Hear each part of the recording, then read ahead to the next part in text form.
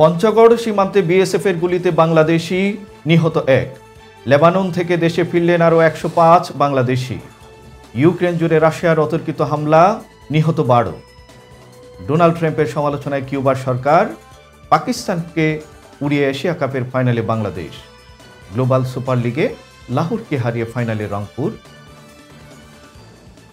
আসসালামু আলাইকুম। আমন্ত্রণ মাস্টার মিডিয়ার দুপুরের সংবাদে আপনাদের সাথে আছে আমি মোহাম্মদ রফিকুল ইসলাম।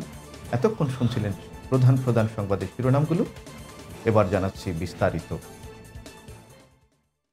পঞ্চগড় সদর উপজেলার ভারতীয় সীমান্তরক্ষী বাহিনীর গুলিতে আনোয়ার হোসেন 36 নামের এক বাংলাদেশি নাগরিক নিহত হয়েছেন। শুক্রবার ভোরে সদর উপজেলার হারিভাষা ইউনিয়নের মোমিনপাড়া ও ভারতের সিংপাড়া সীমান্তের মেইন পিলার 751 এর 8-9 নম্বর সাব পিলারের মাঝামাঝি এলাকায় তাকে গুলি করে হত্যা করা হয়। এমন নির্মম হত্যাকাণ্ডকে কেন্দ্র করে এলাকাটিতে বেশ চাঞ্চল্যের সৃষ্টি হয়েছে। চট্টগ্রাম নগরে একটি বাসায় ঢুকে ডাকাতি করতে গিয়ে ধরা পড়েছেন পুলিশের এএসআই সহ 6 জন। ধাওয়া খেয়ে পালানোর সময় এএসআই সহ 6 জনকে ধরে ফেলে স্থানীয় বাসিন্দারা। বৃহস্পতিবার রাতে নগরের বাকুলিয়া থানার কল্পলোক আবাসিক এলাকায় একটি ভবনের 9 তলার একটি বাসায় 16 জনের একটি ডাকাত দল 8 ভরি স্বর্ণ অলংকার ও 35,000 টাকা লুট করে নেন। আরও দেখুন ভিডিওতে। এবার আন্তর্জাতিক। যুদ্ধ বিধ্বস্ত লেবানন থেকে 105 বাংলাদেশি নাগরিক ফিরেছেন। বৃহস্পতিবার রাত 11টায় এমিরেটস এয়ারলাইন্সের ফ্লাইট করে ঢাকায় বিমানবন্দরে পৌঁছালে তাদের অভ্যর্থনা জানান পররাষ্ট্র মন্ত্রণালয়, প্রবাসী কল্যাণ ও বৈদেশিক কর্মসংস্থান মন্ত্রণালয় এবং আন্তর্জাতিক অভিবাসন সংস্থা এর কর্মকর্তারা। আরও দেখুন ভিডিওতে। ইউক্রেন জুড়ে রাশিয়া বাহিনীর অতর্কিত হামলায় অন্তত 12 জন নিহত হয়েছেন।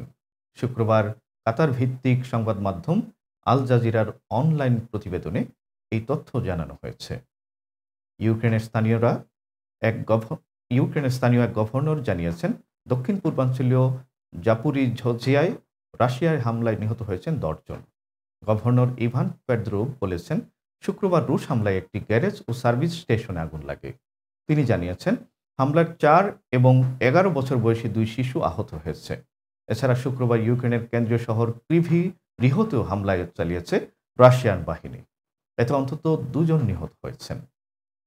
নবনির্বাচিত মার্কিন প্রেসিডেন্ট ডোনাল্ড ট্রাম্প তার দেশে অনিয়মিতভাবে অবস্থানরত কিউবা সহ বিভিন্ন দেশ থেকে আসা অভিবাসীদের ঢালাওভাবে বিতরণের যে পরিকল্পনা নিয়েছেন সেটি বাস্তবসম্মত নয় বলে মন্তব্য করেছেন কিউবার উপপররাষ্ট্রমন্ত্রী। অভিবাসন বিরোধী বড় অভিযানের প্রতিশ্রুতি দিয়েছেন ট্রাম্প। রানিং মেট জেডি ভ্যান্সকে সঙ্গে নিয়ে তিনি বছরে 10 লাখের মতো অনিয়মিত অভিবাসীকে যুক্তরাষ্ট্র থেকে বের করে দিতে চান। ডয়েসে ভেলের এক প্রতিবেদনে এমন তথ্য উঠে এসেছে। এবার খেলার খবর। ক্রিকেট। দ্বিতীয়বারের মতো অনূর্ধ্ব-19 এশিয়া কাপের ফাইনালে জায়গা করে নিয়েছে বাংলাদেশ। ফাইনালে পাকিস্তানকে 7 উইকেটে বড় ব্যবধানে হারিয়ে শিরোপা আরও এক ধাপ কাছে পৌঁছেছে লাল সবুজের যুবারা। দুবাই আন্তর্জাতিক ক্রিকেট স্টেডিয়ামের টসে জিতে পাকিস্তানকে ব্যাটিংয়ে পাঠায় বাংলাদেশ। আরও জানাচ্ছেন নাহিদ কামাল। গ্লোবাল সুপার লিগে কঠিন সমীকরণের হিসাব মিলে পাকিস্তানের লাহোরে কালান্দাসকে হারিয়ে ফাইনালে উঠেছে রংপুর রাইডার্স। গায়ানার প্রেসিডেন্ট স্টেডিয়ামে বৃষ্টির কারণে মাত্র 9 ওভারে নেমে আসা ম্যাচটিতে লাহোরকে 23 রানে হারিয়েছে রংপুর। আগামীকালের ফাইনালে রংপুর খেলবে অস্ট্রেলিয়ার ভিক্টোরিয়ার বিপক্ষে। বিস্তারিত জানাচ্ছেন সাবিত সারওয়ার। এবার ভিন্ন প্রসঙ্গের খবর, বিনোদন। পুষ্পা 2 দেখতে গিয়ে নারীর মৃত্যু হয়েছে, আল্লু অর্জুনের বিরুদ্ধে মামলা।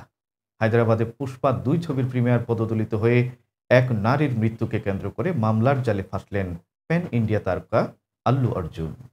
ভারতীয় গণমাধ্যমের খবর, চিকতপল্লী পুলিশ স্টেশনে শুধু এই নায়কের বিরুদ্ধেই নয়, তার নিরাপত্তারক্ষী ও থিয়েটার কর্তৃপক্ষের বিরুদ্ধেও মামলা দায়ের করেছে ওই নারীর পরিবার।